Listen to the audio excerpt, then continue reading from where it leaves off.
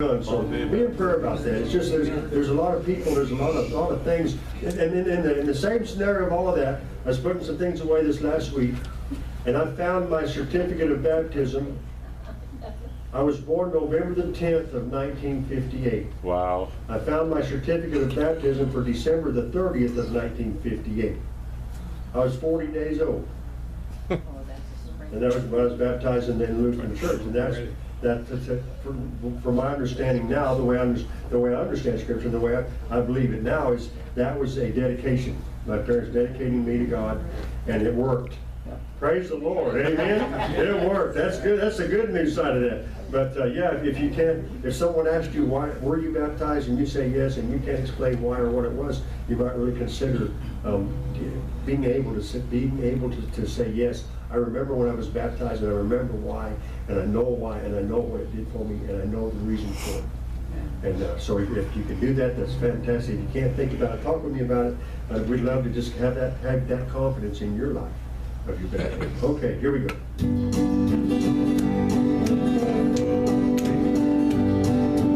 I was sinking deep in sin, far from the peaceful shore, where we sank within, sinking to rise no more. But the master of the sea heard my despairing cry, from the waters lifted me, now safe am I. Love lifted me, love lifted me, when nothing else could help. Love lifted me, love lifted me, love lifted me, when nothing else could help. Love lifted me, all my heart to Him I give, ever to Him I cling. In His blessed presence live, ever His praises sing. Love so mighty and so true, merits souls that song. Faithful, loving service to Him belong. Love lifted me, love lifted me, when nothing else could help. Love lifted me, love lifted me, love lifted me, love lifted me, when nothing else could help. Love lifted me, love lifted me. Souls in dangers of the light, Jesus completely saved. He will lift you by His love out of the angry waves. He's the master of the sea, billows will obey.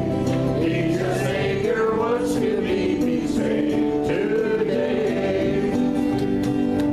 Love lifted me, love lifted me, when nothing else could help.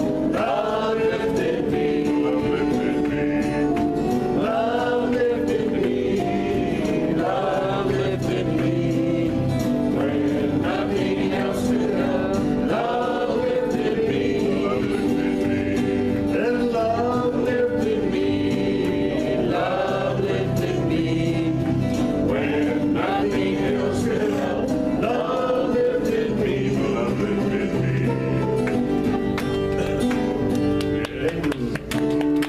All right. Not that one. Not that one. Oh, it sounded like no. Oh, how I love Jesus. Oh, how I love Jesus. Oh, how I love Jesus. Because He first loved me. There is a name I love to hear. I love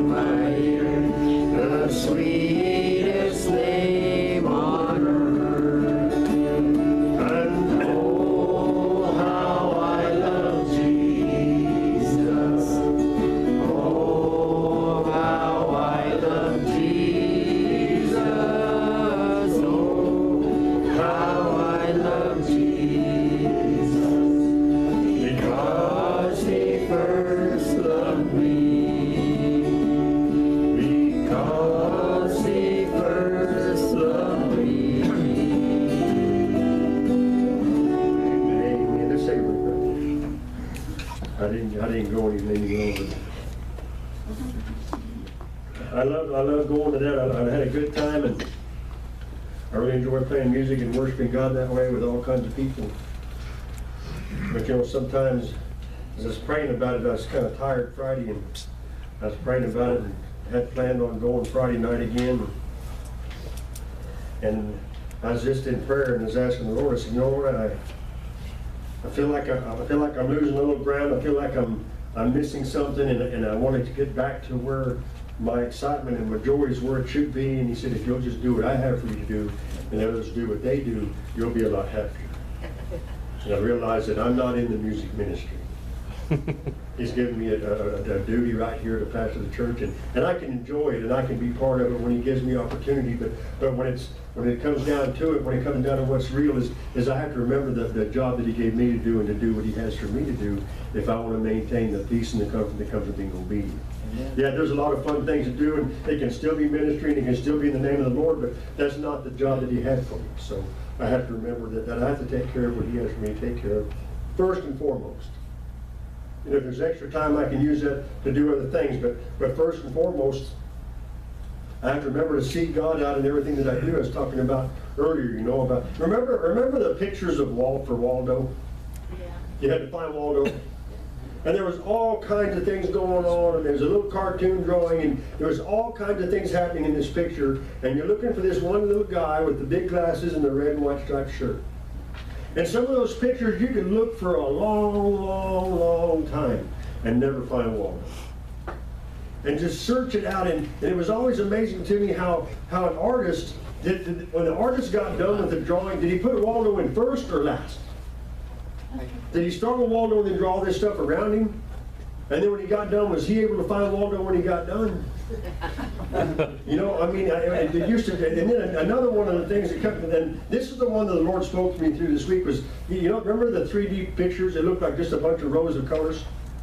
And there was a figure in the picture, but you had to learn to focus. You had to learn to really look at that and take your eyes off of all the lines of colors and pick out the picture.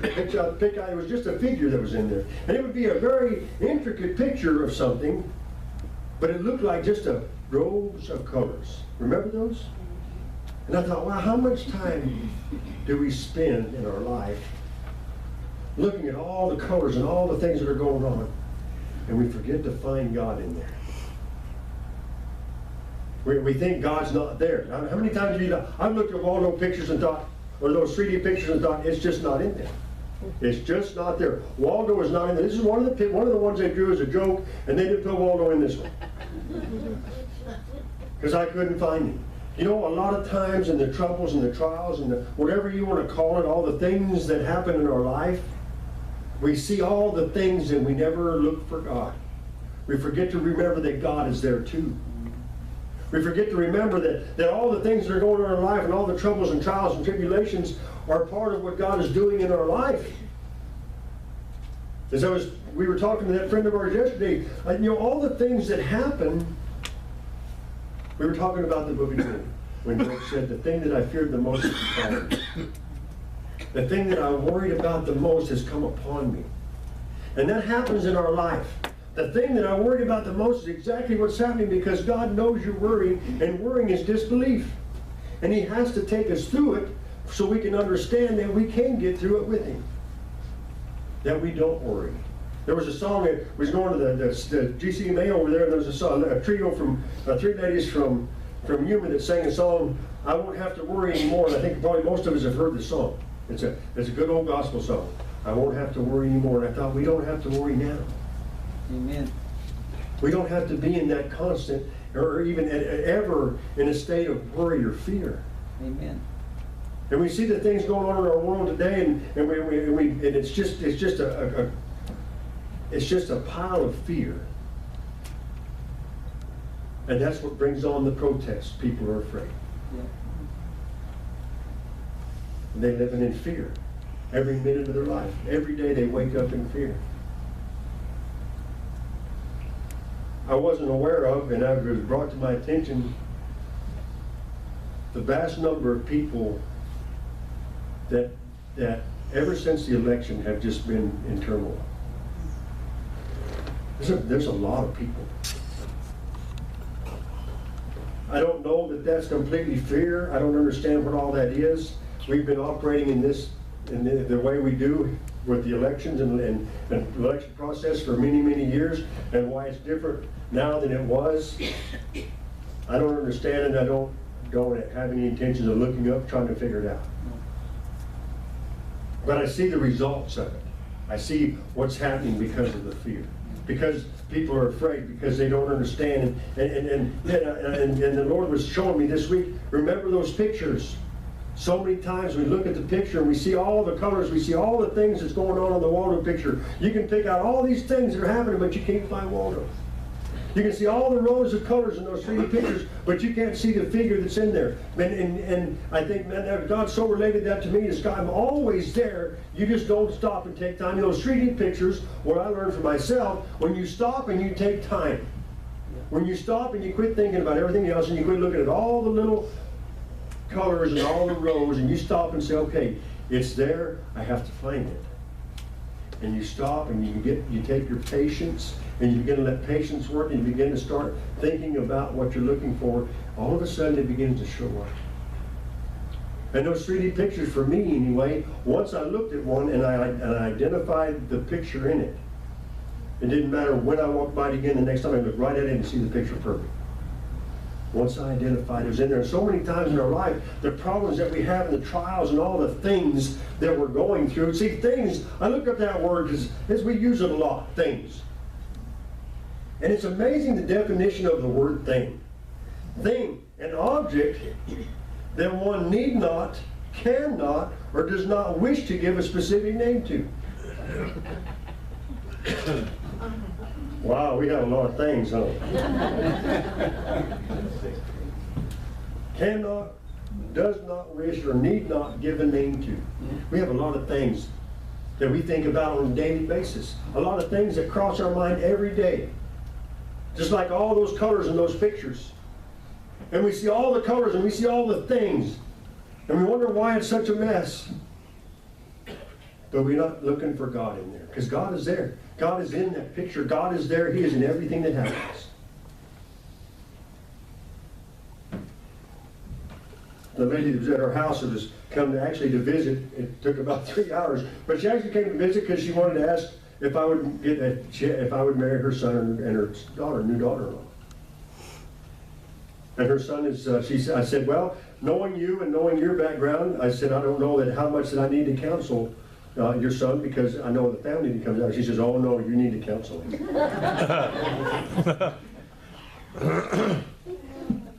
She said he has a faith and he has a belief in God, but he also has a lot of intelligence, a lot of knowledge in science, and he's on a borderline. She said the greatest thing is that he wanted to make sure that someone that he felt like was a man of God would marry him, not just anybody. So she said God is working there in something. And I said, well, that's good. I said, but you know, here's what happens is again, we're looking at all these things.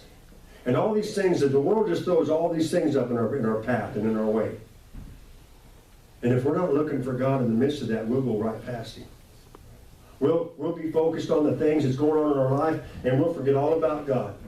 And as we were talking, the subject come up about prayer. Well, yeah, you know, praying is important, but sometimes I get so busy.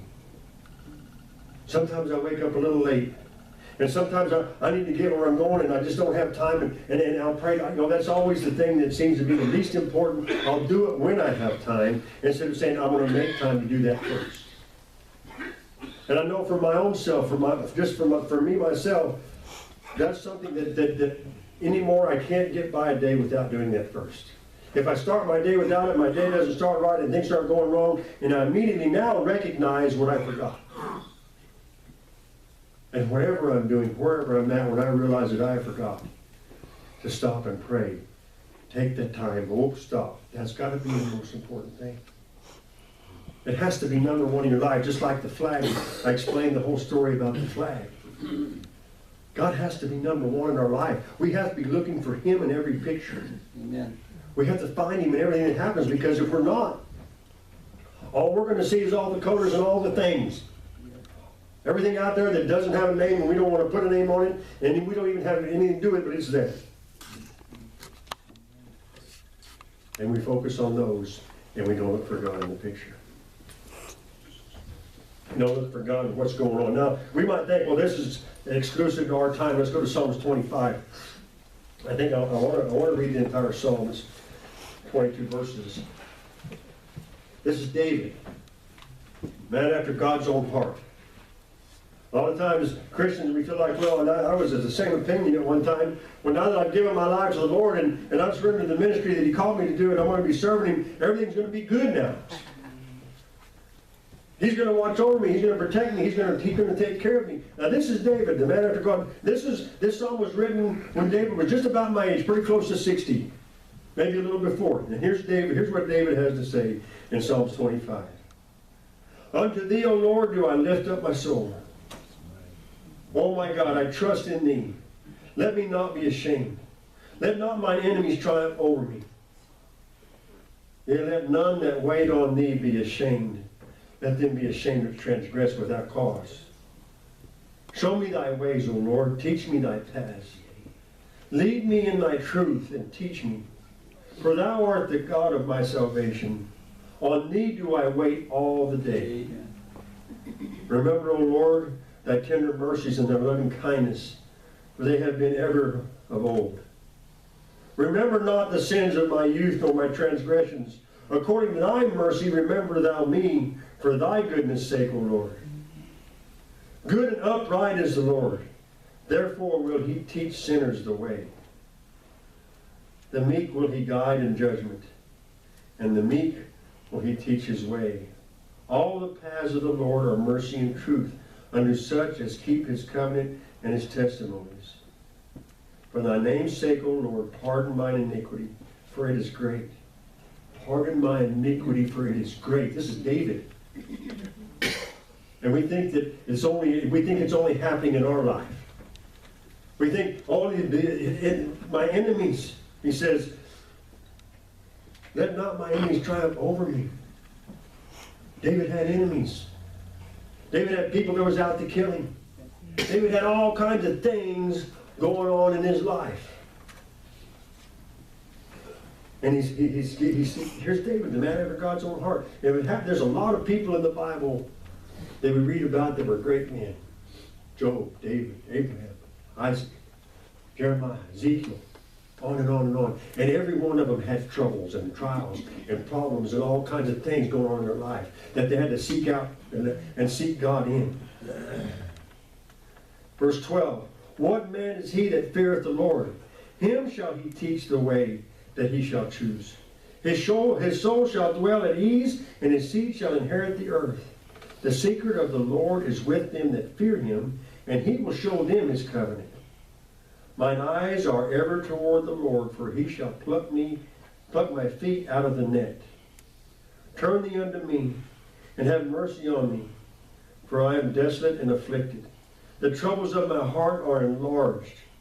O bring Thou me out of my distress.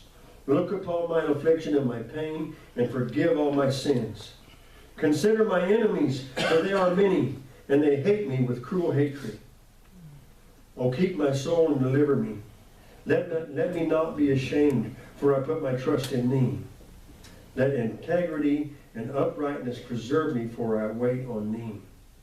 Remember Israel, O God, out of its troubles, all its troubles. David. Write a psalm like that.